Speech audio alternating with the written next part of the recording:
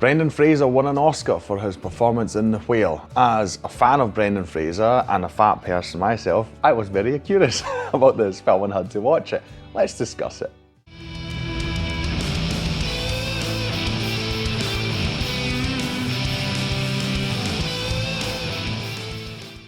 Hi, my name's Drew and welcome to another review video on Flying Wiener. Now, don't worry, self-deprecating humour is one of my talents, I'll call it. No, I have no qualms about that.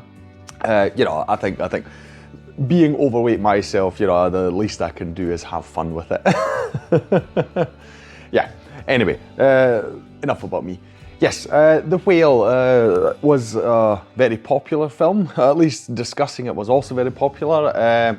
Back when it came out. Like I mentioned, Brendan Fraser won an Oscar for his performance in it, which made me very curious. I was a big fan of Brendan Fraser. I mean, I was a teenager when The Mummy came out, and that is such a fun film, really. I mean, the second and third, debatable how well they hold up. Even back then they weren't received that greatly, but the first Mummy film is really cool. I mean, Brendan Fraser obviously has done enough other things. Shout out to maybe an obscure film called Airheads, which I thought was really fun as well. Haven't seen that in ages. I really need to get around to doing that.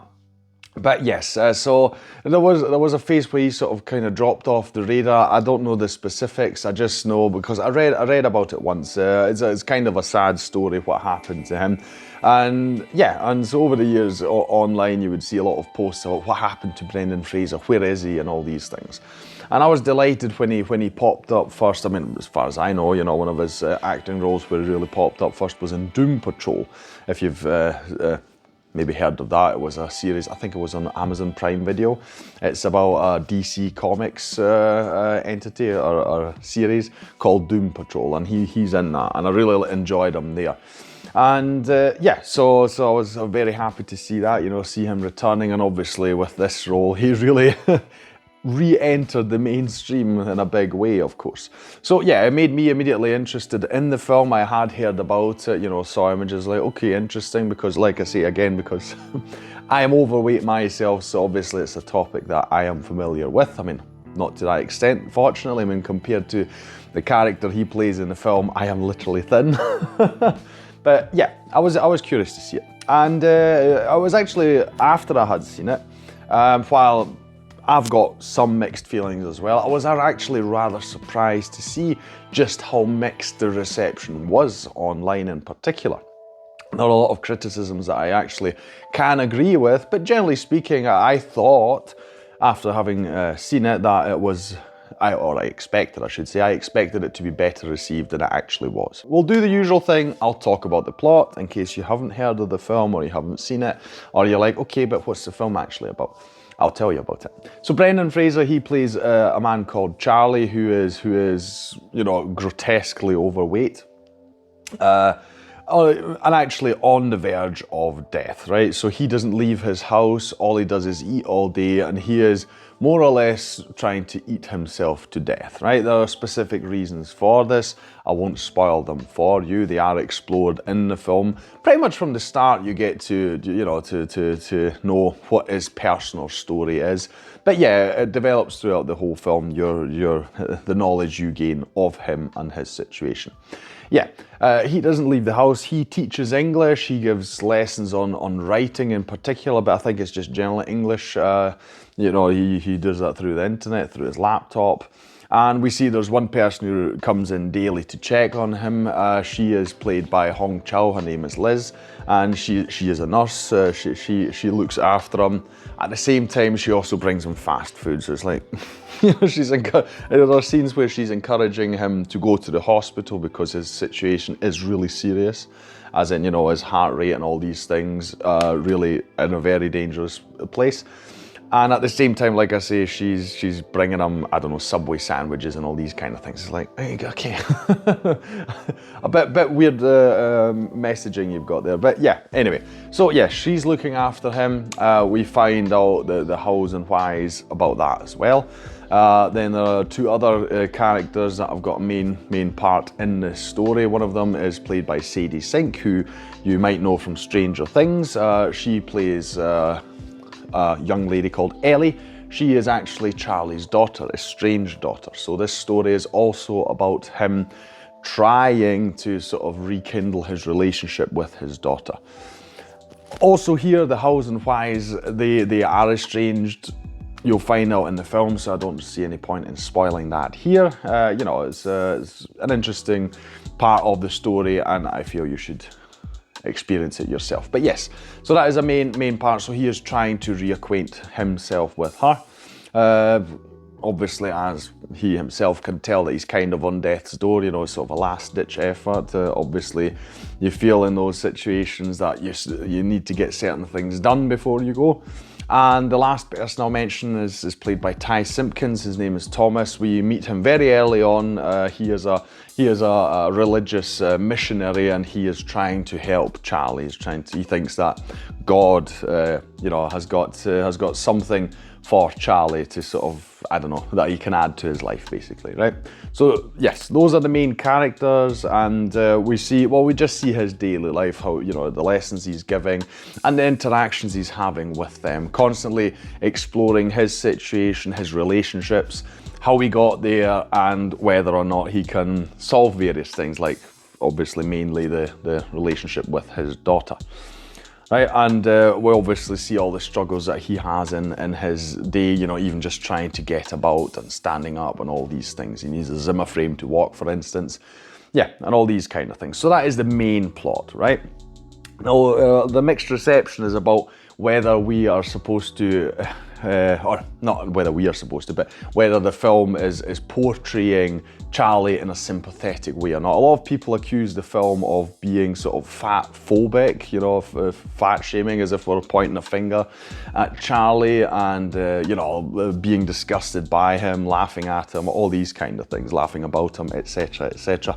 I don't know, it's a curious case. I mean, the director, Darren Aronofsky, he you know, denies these allegations, says that's definitely not the film as they made it, how they saw it, and what they wanted to achieve.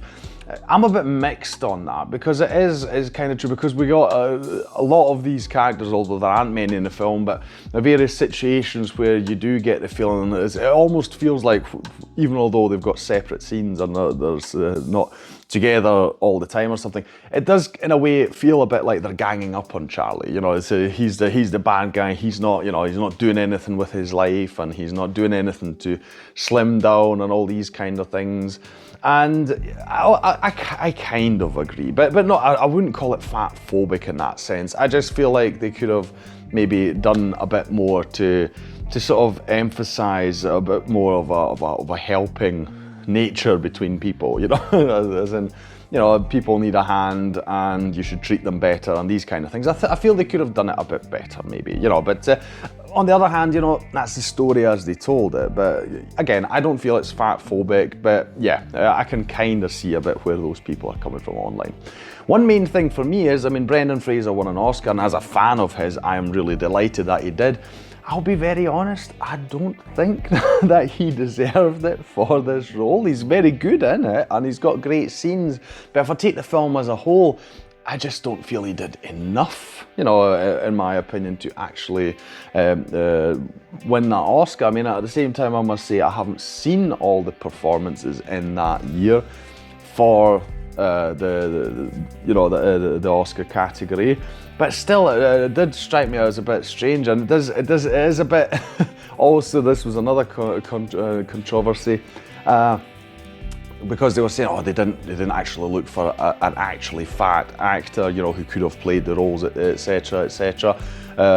What they had was Brendan Fraser put on this, I don't know, was it something like 60 kilo fat suit or something? I mean, it weighed 60 kilos, you know, so that he could play the role, and it was makeup and all these kind of things. I don't have an opinion on that really, other than, I mean, I don't see it as a, you know, again, fat phobic or anything. But it's just that I can imagine if you're a director or whoever's making the film, you might have a very specific idea, and you're like, Brendan Fraser, you know, because, I don't know, I mean, that's how I see it. It's like, otherwise you're just ticking boxes, you know, so I wouldn't see it as that, you know. If it had made sense to them, I'm sure they would have found an actor who, you know, weighed more or something like that. I mean, and it's not like Brendan Fraser's super thin. I mean, he's an older guy, you know, he's allowed to not be you know, six-packed anymore. But yeah, I don't know, I don't really get that side of it. But yes, like I say, I'm very happy for Brendan Fraser that he won. In my opinion, I don't know, the only of the just because I mentioned, you know, the Oscar category, etc. The only performance I have actually seen from that category was Colin Farrell in The Banshees of Inisherin. I'll be honest, I thought that was miles better than this. Not that Brendan Fraser's bad, again, it's a good performance. It's just, you know, the one in Banshees of Inisherin is kind of on another level, really, if you ask me, when I think of all various scenes from that film. But, you know, I mean, the whole thing's subjective, you know, but that's just my opinion. Other opinions are out there. Obviously, the Academy found that Brendan Fraser's performance is better. I do feel it's kind of a bit, because, again, in my opinion, it's not that great. It feels a bit like it's sort of a PR thing, you know, it's like people also have this criticism that if you do these biopic performances, you know, that it's an easy Oscar thing winner, whatever. You know, it feels a bit like that. It's like, oh my God, you know, so powerful, the story of a fat man and all that. And I think it played a role in the whole thing, but I'm not gonna delve much deeper into that. Good performance, not Oscar worthy in my opinion, but I'm very happy about it.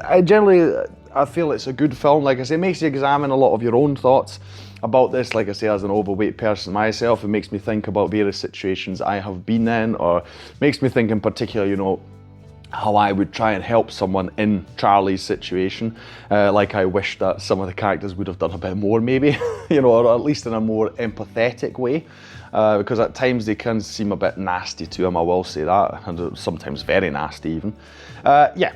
It's very controversial, this film, like I say, to my surprise, but I feel it is a good film. It's definitely worth it if you want to watch it, if you can stomach it. I mean, it's not easy seeing people in these kind of situations who just sort of have given up on life, basically. You know, it is a bit depressing in that way. It's not a happy film, definitely not, from start to finish. Yeah. An interesting film, I would recommend that you watch it, right? That'll be all from me today. If you enjoyed this video, please like, share and subscribe. It is the best way to support this channel. Leave a comment down below about the film, whether you've seen it. It's actually based on a play. Maybe you've seen that. You know, maybe you can tell me about comparisons to the play. Yeah, but anything you want to say about the controversy or whatever, you can put any of that, down below in the comments. I'll thank you for watching this video, and I'll see you in the next one on Flying Wiener. Take care.